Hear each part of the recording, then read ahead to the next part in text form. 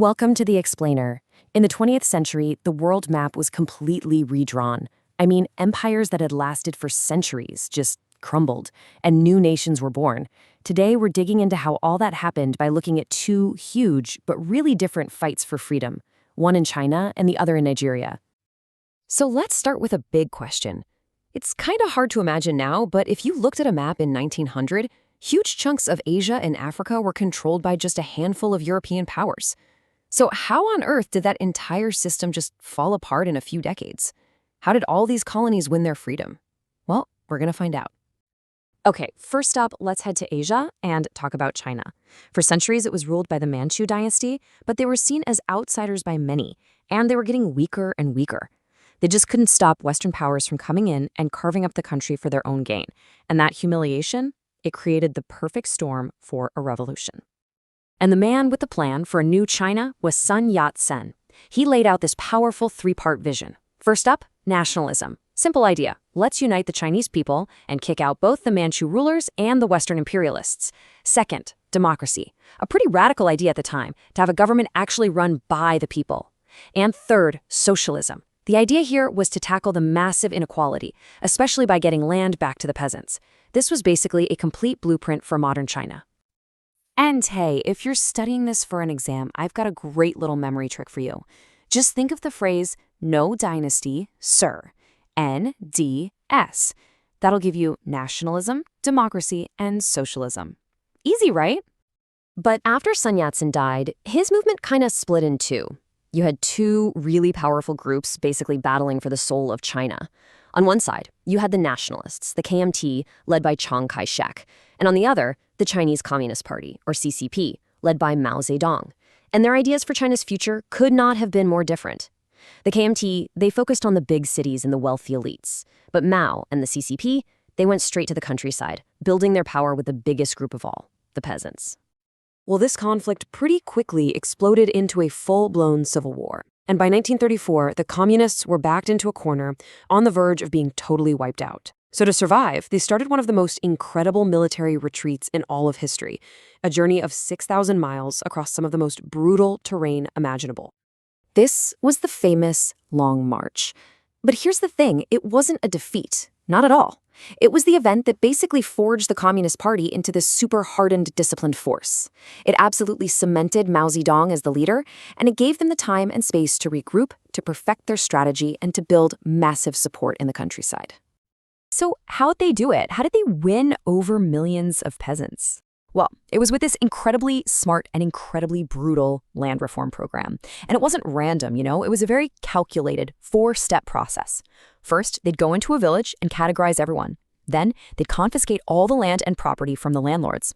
Third, they'd redistribute that land to the poor peasants. And finally, they'd hold these huge mass meetings to get the whole village on their side and, in many cases, to publicly execute the old landlords. It totally flipped the old power structure on its head.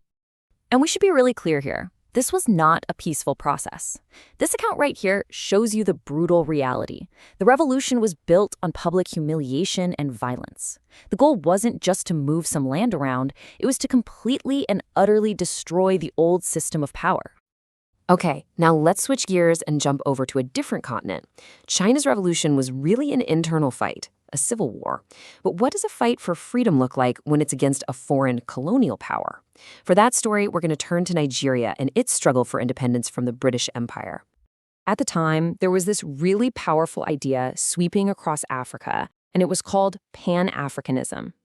It was a revolutionary call for unity. The message was pretty simple. Hey, let's forget about the borders the colonizers drew on a map, and let's forget about tribal divisions. The idea was that all African people should unite as one to fight for a shared future of dignity, equality, and justice. Now, World War II turned out to be the spark that lit the fire of independence. But what was it about the end of the war that caused the nationalist movement in Nigeria to just explode with so much energy? It was really a perfect storm of factors. You had Nigerian soldiers coming home from fighting for freedom against fascism in Europe, and they were asking a pretty logical question: what about our freedom back home? At the exact same time, you had powerful trade unions organizing massive strikes, proving they could bring the entire colonial economy to a halt. Throw in a bunch of economic hardship and a new generation of smart, educated leaders, and you had all the ingredients for a powerful independence movement. And this growing wave of anger and hope was harnessed by some really visionary leaders. You had figures like Herbert Macaulay, who founded Nigeria's very first political party. And then you had the charismatic Nnamdi Azikiwe, who was amazing at mobilizing young people. These guys were crucial. They took all that frustration and turned it into an organized political movement that the British just couldn't ignore anymore. But here's the tough lesson that both China and Nigeria were about to learn. Winning your freedom, that's just the first step. The next battle, actually building a stable, successful nation, can be even harder. So when you compare them, you see these two paths to freedom led to wildly different places. In China, winning that brutal civil war led to a powerful, centralized, one-party state. But Nigeria's path was different. They negotiated their independence from Britain. They don't win it on the battlefield. But the new nation was immediately torn apart by deep ethnic and regional divisions that soon exploded into military coups and a really devastating civil war. For Nigeria, a new discovery seems like a miracle that promised incredible wealth, oil. But this discovery came with a hidden and devastating cost. This number, 5 to 10%, that's the percentage of Nigeria's priceless mangrove forests that have been destroyed just because of oil spills and extraction. This is a classic, tragic example of what experts call the resource curse. Instead of making everyone wealthy, reckless oil extraction just contaminated the water, destroyed farms and fishing grounds, and made a corrupt few at the top very rich. And as you can imagine, this created deep, deep anger in the oil-producing regions that still fuels conflict to this day. All right, let's take a breath and pull all of this together. What are the big takeaways from these two incredible stories? Especially, if you're studying for an exam. Okay, here's a perfect example of a question you might see on a test. It's asking you to compare the methods used in China with the factors that led to freedom in Nigeria. So how would you even begin to answer that? The absolute key here is contrast. For China, you've got to talk about the long internal war, the military struggle, and that social revolution built on peasant support and land reform.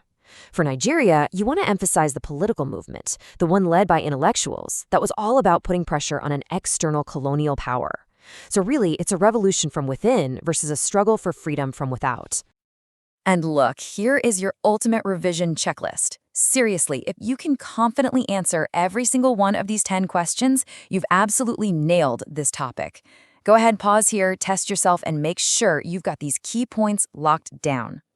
So, at the end of the day, we've seen two nations take these dramatically different roads. One of violent internal revolution, the other of political anti-colonial struggle. But they both arrived at the same destination, freedom. And both of them discovered that walking through that door was only the very first step on a much longer and much more difficult journey. And that leaves us with one last big question for you to think about. After the flags go up and the old rulers have gone home, what's the hardest part of building a new country? Is it forging a single united identity out of all these different groups of people? Or is it building a stable economy that can actually support everyone? It's a fundamental challenge, and it's one that every new nation has to face.